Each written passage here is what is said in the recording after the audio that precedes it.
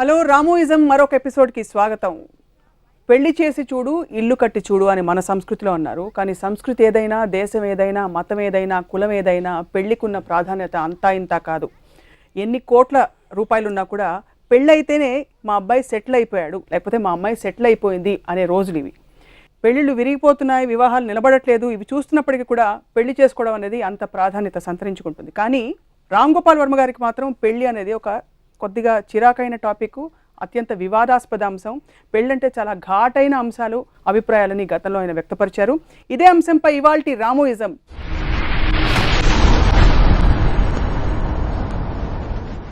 Let's see what he has to say on this. Varma గారు, పెళ్లి చేసి చూడు అని మీరు అన్నారు. పెళ్లి జరిగిన తర్వాత ఏమవుతుందో చూడని నేను అంట. అది కన్వీనియంట్గా దాన్ని దాటేస్తారు. ఈ పెళ్లి చేసి చూడని పెద్దలు పెళ్ళి అయిన తర్వాత ఏం జరుగుతుందో ఆ టాపిక్ ఎప్పుడు ఎత్తారు, అది మెయిన్ పాయింట్. ఇందులో షాక్ అవడానికి అంతే ఉంది శ్రేయ. పెళ్లికి ముందు రెస్పాన్సిబిలిటీస్ అనేవి ఉండవు. చేసేవన్నీ చేసేయటం అప్పుడప్పుడునా? అర్థం లేకుండా మాట్లాడకు శ్రేయ. ఇలానే అయితే ఏదో ఒక రోజు నన్ను నేను చంపుకోవాలి. నీతో ప్రాబ్లం ఏంటంటే నాకున్న ప్రాబ్లమ్స్ అర్థం చేసుకో. You know something Apoor? ఇప్పుడు పెళ్ళి అనేది బై డెఫినేషన్ ఒక సమాజంలో ఒక స్త్రీని పురుషుడిని ఇద్దరు మీరు పెళ్లి చేసుకుని పిల్లల్ని కానీ సొసైటీకి చాలా ఏమంటారు దాన్ని బలపరచడానికి ఒక ఫ్యామిలీ వాల్యూస్ అనేది సృష్టిస్తుంది అనేది primary intention. Marriage and institution ఆ కారణంతో వచ్చింది. అప్పుడు అంతకుముందు man and women are attracted to each other అని ఒక ఆల్మోస్ట్ ఒక యానిమల్ ఆస్పెక్ట్లో దాని నుంచి అడ్వాన్స్మెంట్ చేయాల్సిన ఉద్దేశం అది. కానీ అది సామాజిక పరంగా సమాజానికి ఉపయోగపడేది. అది కానీ ఆ పర్టిక్యులర్ మగాడికి ఆడదానికి ఉపయోగపడుతుందా అనేది I have my doubts about that. ఇంకోటి, పెద్దలు తొందరగా పెళ్లి చేసేయాలి పిల్లలకి అనేది, భోజనం అయిపోయింది గిన్నెలు కడిగేసి పెడితే పని అయిపోతుంది అనే మెంటాలిటీలో ఉంటారని నా ఫీలింగ్. వాళ్ళు ఒక ఏజ్ రాగానే ముందు గబగబా పెళ్లి చేయాలంటే ఒక పని అయిపోతుంది. రోజు ఉద్యోగానికి వెళ్తున్నారు, పొద్దున్న లేస్తున్నారు, పళ్ళు తోముకున్నారు, బ్రేక్ఫాస్ట్ తింటున్నారు, లంచ్ తింటున్నారు, నిద్రపోతారు. మళ్ళీ అదే జరుగుతూ ఉంటుంది. అప్పుడప్పుడు ఇలాంటి ఈవెంట్స్ వస్తాయి. సో పెళ్ళి అనేది ఒక మేజర్ టర్నింగ్ పాయింట్ పేరెంట్స్కి అది వచ్చేది. దాని తర్వాత అయిపోయిన తర్వాత జరిగేదానికి మోస్ట్ ఆఫ్ ద టైం ఇందాక చెప్పినట్టు సైలెంట్గా ఉంటుంది. సో వాటిలో ఉన్న ఇన్సిడెంట్స్ నా ఎక్స్పీరియన్సెస్ అవ్వచ్చు, వేరే వాళ్ళ ఎక్స్పీరియన్సెస్ అవ్వచ్చు, ఆ బేసిస్ మీద చేసిన కామెంట్లు అయినాను అంతే. మీ స్వానుభవంతో? నా స్వానుభవం ఒకటే కాదు, ఇంకా చాలా. ఇప్పుడు నన్ను ఎవరో అడిగారు, క్వశ్చన్ ఏంటంటే మీ పెళ్ళి ఎందుకు విరిగిందంటే కారణం ఏంటంటే, కారణం చాలా సింపుల్. నా భార్యకి చెడ్డమగుడు దొరికాడు. So in effect what I'm saying, అది జరగటం అనేది, అసలు నేను పెళ్లి చేసుకోకపోవటం అనేది, చూసుకుని అది వర్కౌట్ అవ్వకపోవడం అనేది కంప్లీట్లీ నా ఫాల్ట్. అనేది అపాలజీగా చెప్పట్లేదు, డిఫెన్స్గా చెప్పట్లేదు. I'm saying it is a matter of statement అంతే. కేసు క్లోజ్ చేయడం చెప్పట్లేదు. అంటే మళ్ళీ ఎందుకు, ఏమిటి, మీరు ఎందుకు ఇలా ఉండలేకపోయారు, అలా ఉండలేదు అది.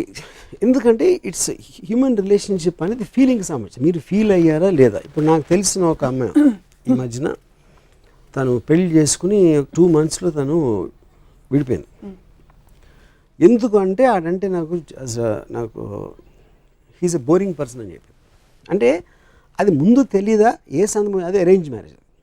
I mean to an extent. ఇప్పుడు మనం ఏమనుకుంటాం, ఏదో ఇర్రికన్సిబుల్ డిఫరెన్స్ వచ్చేసి, లేకపోతే థర్డ్ పార్టీ ఉంది, లేకపోతే ఇదేదో ఉంది, అది సీరియస్ కారణాలు మనం ఎదుగుతాం ఒక భార్యాభర్తలు విడిపోయినప్పుడు. కానీ అది ఇంత తేలిగా ఉంటుందని ఇప్పుడు. కానీ అది యాక్చువల్గా బిగ్గెస్ట్ కారణం. ఒక మనిషితోటి ఒక రూఫ్ కింద బోరు కొట్టించే మనిషితోటి జీవించడం కన్నా నరకం యముడు కూడా క్రియేట్ చేయలేడు. అదొక ఆస్పెక్ట్. రెండోది, ఫ్రీడమ్ అనేది మనిషికి చాలా అత్యంత ముఖ్యమైనది. తను లేచినప్పటి నుంచి నిద్ర వరకు తను ఏమనుకుంటాడో అది చేయగలగటం అనేది ఎక్స్ట్రాడినరీ ఒక వరం లాంటిది ఏ మనిషికైనా కూడా. పెళ్ళి అనే వ్యవస్థ దాన్ని తీసి పడేస్తుంది టోటల్గా. So anything which is against freedom, personal freedom అనే దానికి ఏ వ్యవస్థ అనే అగెయిన్స్ట్ ఉన్నప్పుడు నేను దానికి అగెయిన్స్ట్. మరి బిల్ గేట్స్, మెలిండా గేట్స్ ఎలా కలిసి ఉన్నారు?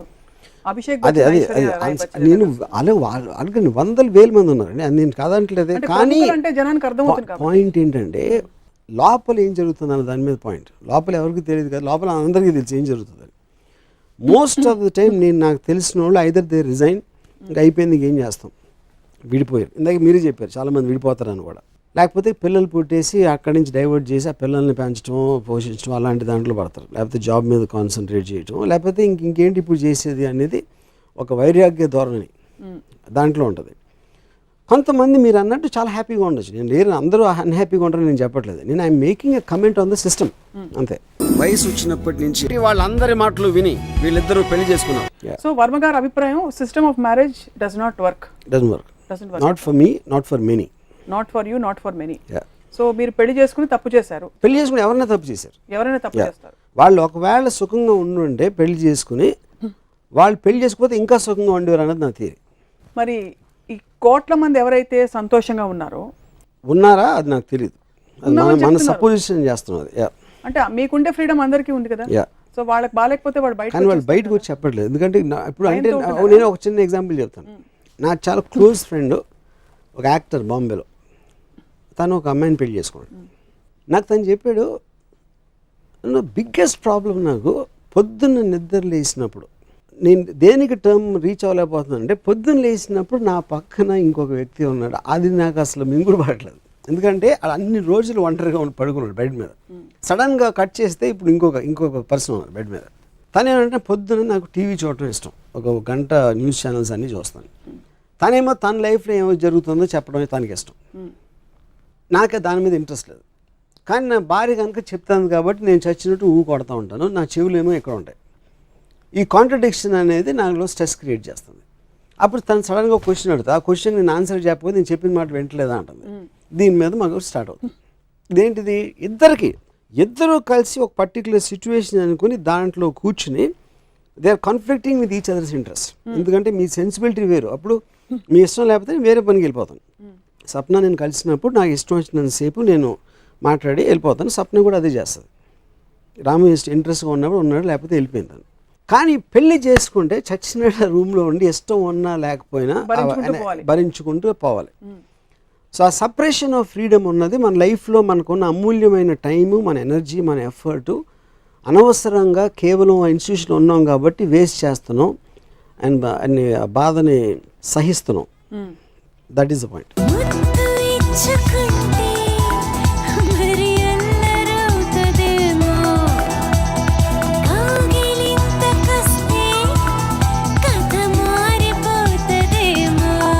పరిణితి చెందిన ఇద్దరు వ్యక్తులు కలిసినప్పుడు అవతల వాళ్ళని మేనేజ్ చేయడం అనే ఒక ప్రక్రియ వచ్చిన తర్వాత పెళ్ళిళ్ళు హ్యాపీగా కోఎగ్జిస్ట్ అవ్వడం, ఒక ఇంట్లో ఉన్నా కూడా వాళ్ళు వేరే వేరే ఊళ్ళకి తిరుగుతూ వాళ్ళ పనులలో వాళ్ళ ప్రపంచాల్లో బిజీగా ఉంటూ ఏ ఇంటర్సెక్షన్ బి లాగా A union B is not possible. Correct. ఒక కామన్ ఏరియా పెట్టుకుని మిగతా టైం అంతా మా ప్రపంచాల్లో మేము ఉంటాం. ఈ మోడల్ కూడా వర్కౌట్ అవుతుంటారా? ఫస్ట్ ఆఫ్ ఆల్ వర్కౌట్ ఇప్పుడు 2-3 ఎలిమెంట్స్ అండి. ఒకటి మీరు చచ్చేంత వరకు భార్యాభర్తలే చావండి అనేది ఒకటి.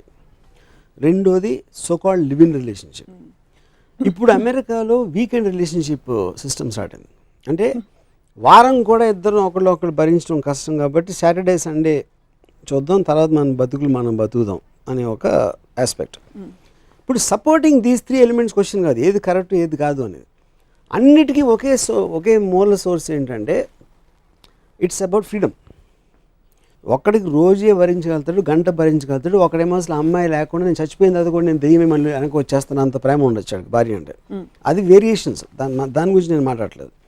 నేను ఫండమెంటల్ సోర్స్ ఒక అవుట్ సైడ్ సిస్టమ్ని ఇద్దరిని బంధించేసి ఆ పెళ్లి పేరుతోటి ఒక ఇంట్లో నలిపేయటం అనేది కరెక్ట్ కదా. గాల్లో తేలిపోతున్నట్టుందిరా. నేను ఆ అబ్బాయిని ఇష్టపడుతున్నాను. నేను ఒక అమ్మాయిని ప్రేమిస్తున్నానమ్మా, పెళ్లి చేసుకోబోతు 365 days.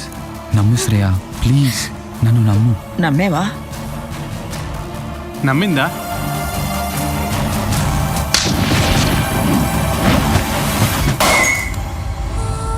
అపూర్, శ్రేయ.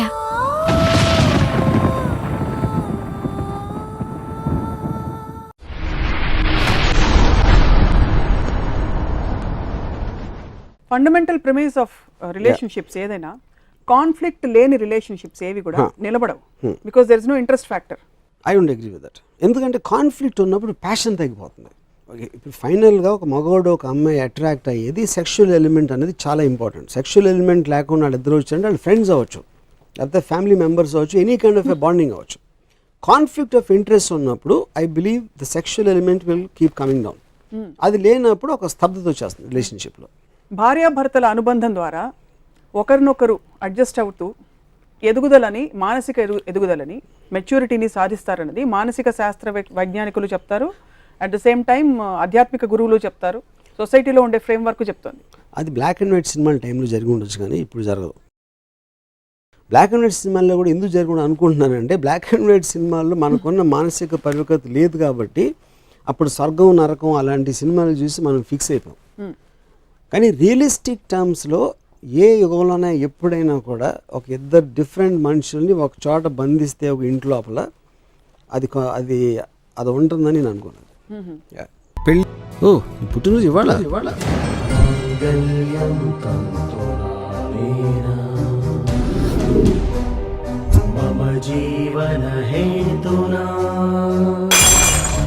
చాలా మంది నాకు నా సోల్మేట్ దొరికాడు, నా కళల రాకుమార్తె నాకు దొరికింది, నన్ను అమ్మ కంటే ఎక్కువగా చూసుకుంటుంది, ఇంకా భార్య కంటే అసలు షీఈ్ ఎవ్రీథింగ్ టు మీ అని అనుకునేవాళ్ళు అంటారు. వాళ్ళకేంటి పిచ్చి అంటారు. అది పెళ్ళి అయిన 2 రోజుల వరకు చెప్తారు, లేకపోతే పెళ్ళి కాకముందు చెప్తారు. పెళ్ళి అయి 2 సంవత్సరం కాపురం చేసిన తర్వాత మాత్రం ఎవరో చెప్పరు అనేది నా బిలీఫ్. అది వాళ్ళు బయట వాళ్ళకన్నా అబద్ధం చెప్తూ ఉండాలి, వాళ్ళనే చెప్తూ ఉండాలి, లేకపోతే భార్యకి భయపడి భర్త చెప్పచ్చు. మీ అమ్మ మీ నాన్నగారు హ్యాపీగా ఉన్నారు కదా? ఇప్పుడు జనరల్గా నేను కామెంట్ చేస్తున్నాను, కానీ ఒక వ్యక్తి పేరు తీసుకుని ఒక పర్సనల్ స్పెసిఫిక్లో వాళ్ళకున్న పర్సనల్ ఎలిమెంట్ మీద నేను కామెంట్ చేయడం నాకు ఇష్టం లేదు. ఇది బికాజ్ మీరు స్పెసిఫిక్గా మా అమ్మ నాన్న అంటున్నారు కాబట్టి. I can't speak for my mother and father. I might be knowing things, అది వేరే విషయం. కానీ ఇందాక నేను నాకు తెలిసిన బాంబేలో ఒక యాక్టర్ అన్న, ఎవరో తెలియదు. సో అప్పుడు నేను పర్సనల్గా ఒక అతని పేరు తీసుకోవట్లేదు. కరెక్ట్. సో నేను వేరే వాళ్ళు పర్సనల్ ఇష్యూలు ఇలా పబ్లిక్ ప్లాట్ఫామ్ మీద డిస్కస్ చేయడం I agree, I respect that. Only reason I asked is మనం చూసిన పరిసరాలని బట్టి మనం నేర్చుకుంటాం మన ఐడియాస్.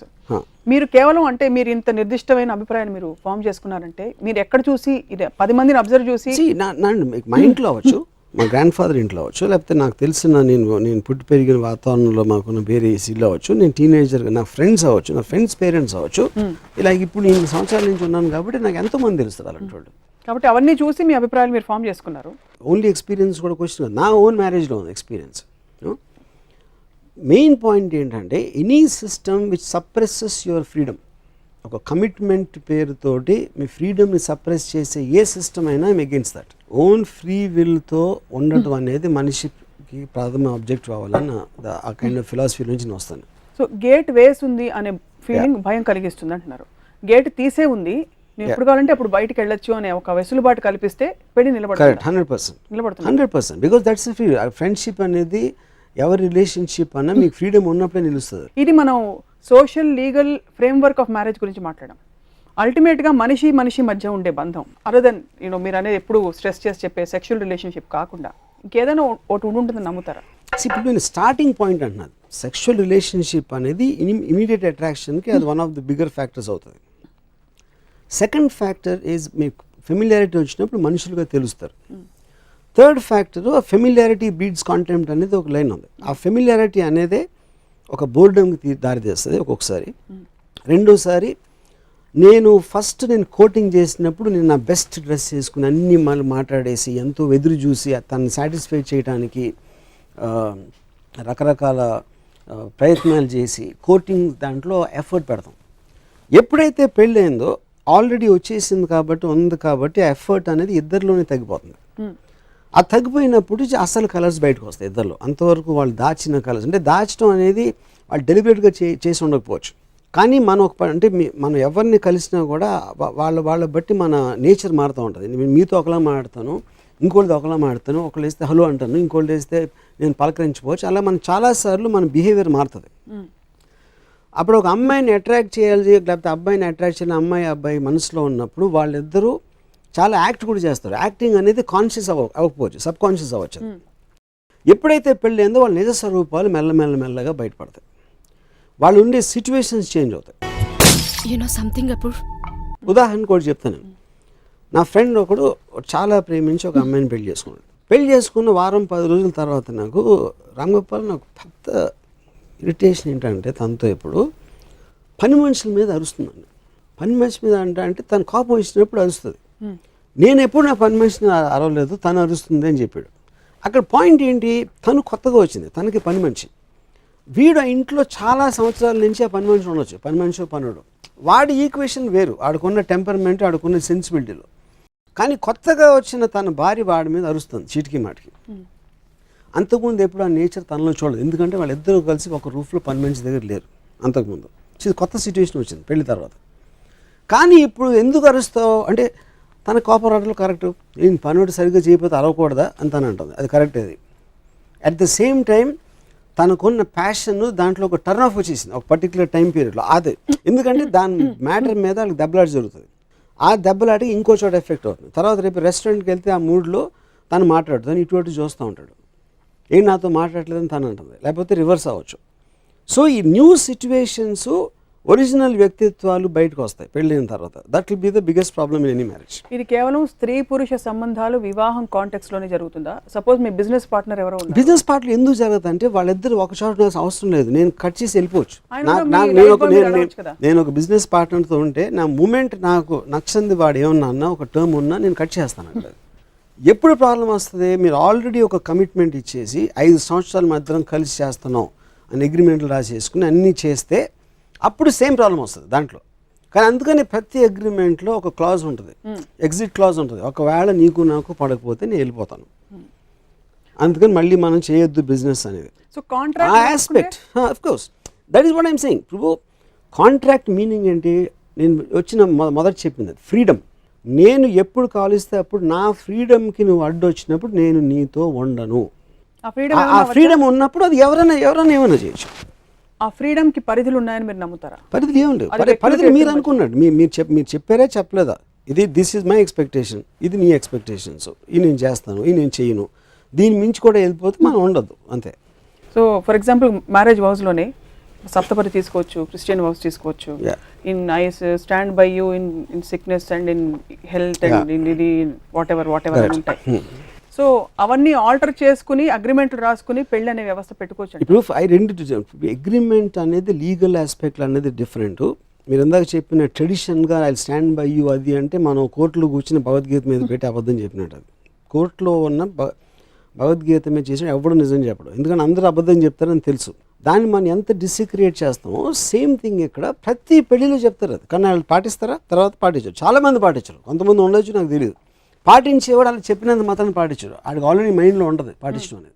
లేదు నేను ఆ రోజు 18th ఆగస్ట్ నా పెళ్ళైనప్పుడు చెప్పాను కదా ఐ స్టాండ్ బై, అందుకని ఇప్పుడు తనకు బాగాలేనప్పుడు నేను పక్కన ఉన్నానని చెప్పడం, వాడు మామూలుగానే చేస్తాడు. అది అదేదో ఒక ట్రెడిషన్లో ఒక రూల్ ఫామ్ చేశారు అంతే. సో ట్రెడిషనల్ ఆస్పెక్ట్ ఓకే, వీళ్ళిద్దరికీ పెళ్లి చేసాం, మీరు అందరూ వచ్చి ఆశీర్వదించండి, ఆ బియ్యం ఏదో వేస్తారు అన్ని what ever that thing is అన్నీ వేసి పెద్ద హంగామా చేసి అది చేస్తారు. ఎన్నోసార్లు చూస్తుంటారు, ఆ పెళ్ళి 3rd డే అయిపోవడం నేను చూశాను. అంత పెద్ద బిల్డప్ ఇచ్చి అంత పెద్ద ఈవెంట్ దాన్ని చేసి, ఎందుకంటే పెళ్ళి అనేది వాళ్ళిద్దరు మనసుకు సంబంధించింది. ఇంకోళ్ళు వచ్చి ఎండోర్స్మెంటు లేకపోతే రికగ్నిషను ఫలానాది అయిపోయింది అని చెప్తే దాని మూలన ఏమొస్తుందో నాకు ఇప్పుడు కూడా అర్థం కాదు. నాకు తెలిసిన క్లోజ్ రిలేటివ్ తను సంగీత్ చేసుకుని అందరు ఫ్రెండ్స్ వచ్చి డాన్సులు చేసి రాత్రంతా చేసి తర్వాత పెళ్ళి అయిపోయి 3rd డే నుంచి అసలు మొహన్ మొహాలు చూడరు అసలు ఒకళ్ళు. సో అదొక సెపరేట్ ఈవెంట్, దానికి దీనికి సంబంధమే లేదు అసలు. పెళ్ళి అనేది ఒక ఈవెంట్. మోస్ట్ మనుషులకి వేరే పని లేక బోర్ కొడుతుంది కాబట్టి ఇలాంటి అన్నిటిని ఒక పెద్ద ఈవెంట్లుగా చేసి అట్లీస్ట్ దిల్ be happy for those 2 days.